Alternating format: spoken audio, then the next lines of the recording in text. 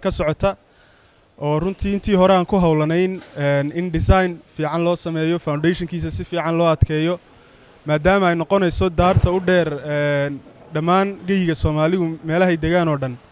marka si fiican ay noogu socotaa alxamdulillah waxaanan u mahadnaqayaa sidoo kale Dahabshiil Group iyo khubarada Dahabshiil Real Estate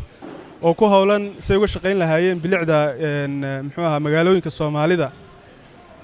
waxaan ku soo dhaweynayaa dhammaan macaamiisha waxa weeyaan meel walba ay daafaha dunida joogaan inay ka qayb qaataan mustaqbalka Muqdisho oo qayb ka noqdaan projectka Dahab Tower in horena in badan ay u iibsatay iyo inta cusubna waa soo dhaweynaynaa dhammaantood. The architect for the project, Dahab Tower is going to be an iconic project in Mogadishu, the highest tower in Mogadishu. We are going to have commercial areas, residential areas, offices within this entire